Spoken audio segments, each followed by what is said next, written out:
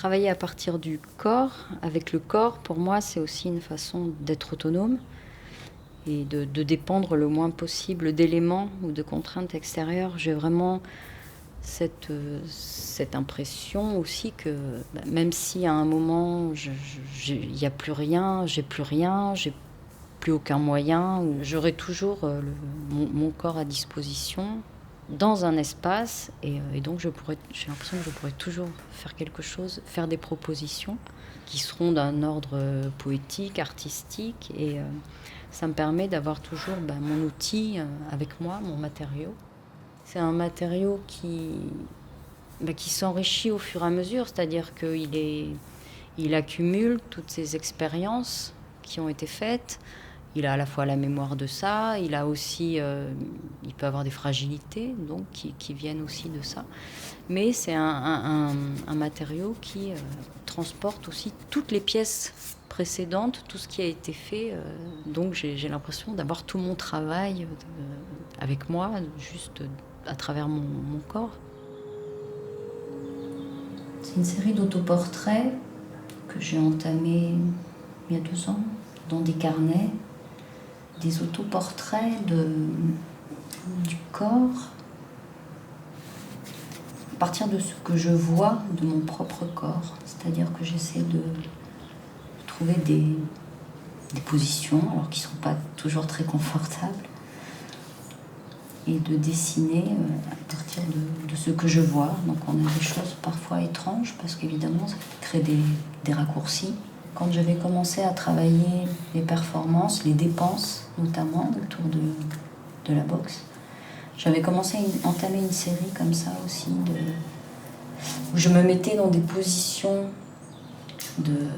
quand on se met en garde. Et j'avais dessiné les pieds, le bas des jambes, donc du coup j'ai une série comme ça où on voit les pieds dans différentes positions, comme cette position de boxe. Donc c'est vrai qu'on retrouve un corps fragmenté et qui me ramène quand même à ce que je faisais au début, les premières vidéos que je travaillais à l'époque et que j'ai un peu retrouvé en reprenant cette série comme ça d'autoportraits où je me retrouvais à focaliser sur certaines parties du corps. Ça m'a renvoyé à ça.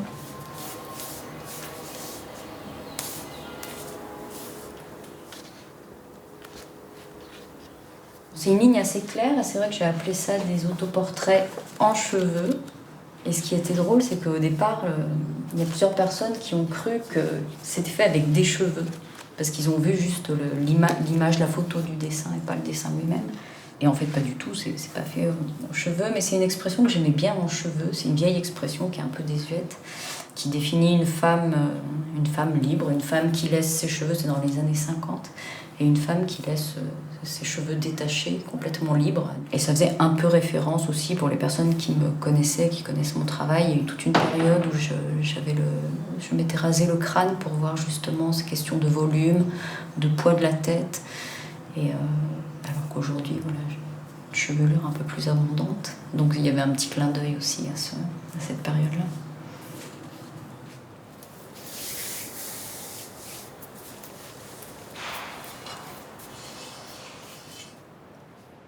Alors avec le crâne, oui, ce que j'ai commencé à travailler, c'était vraiment le geste, le mouvement. C'était une période aussi où j'ai commencé à m'intéresser à la danse contemporaine, donc c'est sûrement pas anodin. Et la première action que j'ai faite, c'était, j'ai pris un pain d'argile que j'ai sculpté en faisant mon empreinte, donc en donnant comme ça des coups de tête, on peut dire, dans l'argile, et en le répétant, du coup l'empreinte se creusait et ça a été ce que j'ai appelé ensuite action zéro, parce que je me suis rendu compte après coup que finalement dans cette action il y avait déjà beaucoup de choses qui étaient présentes, que j'ai retrouvées par la suite dans mon travail, mais que je ne savais pas forcément à ce moment-là. Donc il y avait la question de l'empreinte, il y avait déjà la question de l'action, il y avait cet objet aussi qui reste, la trace, parce que c'est un objet ensuite que j'ai remoulé en cire d'abeille, donc qui est quelque chose qui reste. Et j'ai l'impression que dans ce bloc comme ça, qui est très compact, il y avait déjà tout ce qui s'est développé par la suite.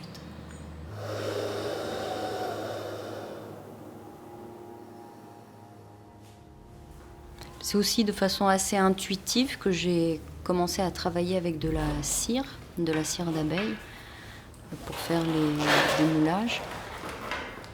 Alors, il s'est avéré que cette intuition, après, évidemment, m'a paru très cohérente parce que la cire, on retrouve ça dans évidemment les cires anatomiques et j'avais un grand intérêt donc aussi pour l'anatomie. Puis, ce qu'il y avait aussi dans la cire, c'est ce côté à la fois très organique, ça vient vraiment du corps des abeilles. Enfin, la cire, c'est un peu comme une transpiration des abeilles, ça vient vraiment de leur abdomen. Et puis, ça reste aussi quelque chose, une matière, un matériau qui reste vivant dans le sens où il réagit aussi à la température, à l'environnement. C'est-à-dire que quand il fait un peu chaud, la cire elle devient un peu plus collante. Ça sent énormément, c'est très enivrant. Et puis quand la température est un peu plus froide, elle est un peu moins collante, elle est un peu plus dure. Enfin voilà, donc j'aime bien aussi cette idée que ça réagit à l'environnement dans lequel elle est. Et donc j'ai commencé à faire des moulages de pièces que j'ai prélevées dans l'espace urbain et qui étaient la plupart du temps des choses plutôt lourdes qui servaient à lester d'autres éléments. Et donc je les ai moulées en cire et il se trouve que j'ai découvert après en faisant des recherches sur la cire que la cire flotte. Donc j'aimais bien aussi cet équilibre, c'est-à-dire de passer de quelque chose de très lourd et qui était avec des éléments qui peuvent être en fonte ou en une espèce de résine comme ça, et qui évidemment si on les met dans l'eau ça va couler tout de suite, et que ça devienne quelque chose de plus léger et qui flotte. Enfin, donc déjà le fait il y avait ce déplacement comme ça dans le matériau lui-même.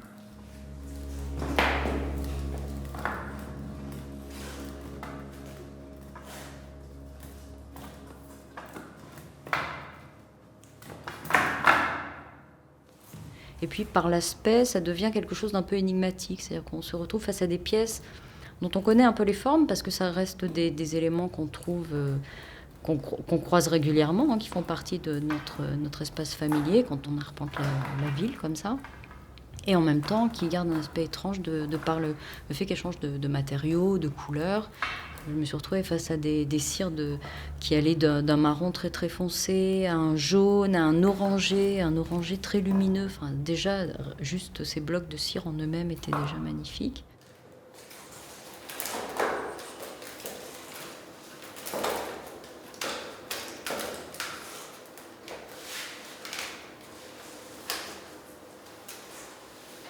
Pour cet élément, là, la forme, elle est venue un peu par accident. C'est-à-dire que j'avais... donc du fait qu'ils aient ces ouvertures, c'est vrai que j'avais un peu l'idée de les empiler. Donc j'ai commencé à faire ça avec deux bâtons et j'ai commencé à les empiler en fait à la verticale. Et il se trouve qu'ils sont tombés. Et au moment où c'est tombé, ça a créé cette vrille, en fait, cette espèce de spirale. Et une fois que je les ai vus au sol, déjà, moi, ça m'a évoqué tout de suite aussi des espèces de vertèbres. Enfin, j'ai tout de suite vu autre chose. Et là, ça recrée un mouvement, voilà, qui n'a jamais une forme vraiment figée et définie.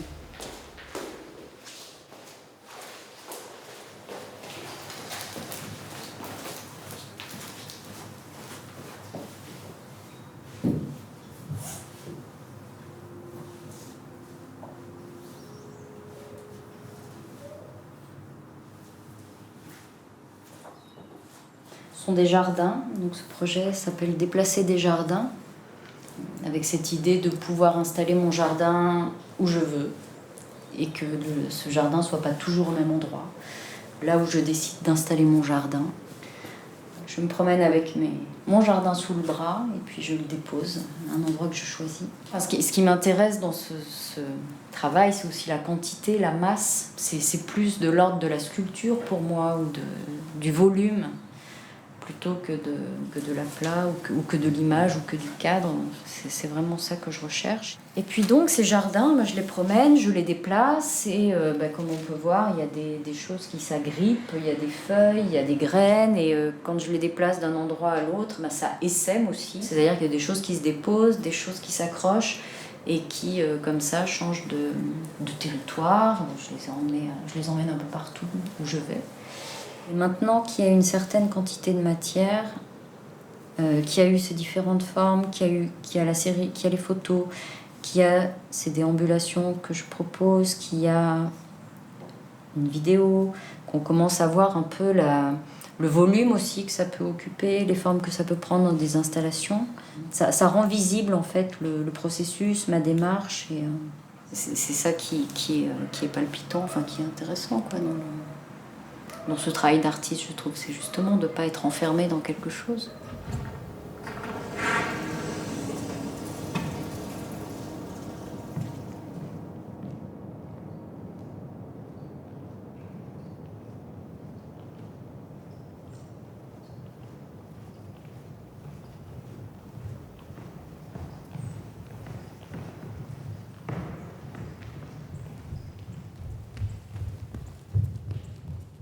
J'évite un peu le terme de performance. Alors bien sûr, je l'utilise quand même parce que des fois c'est plus pratique, mais parce que dans le terme de performance, déjà c'est très très large. J'ai toujours l'impression que quand on dit performance, on s'attend à des choses un peu spectaculaires et mon travail n'est pas du tout d'ordre spectaculaire. Et que dans ce terme de dépense, on sent aussi déjà cette implication physique du corps. C'est une énergie qui se transforme.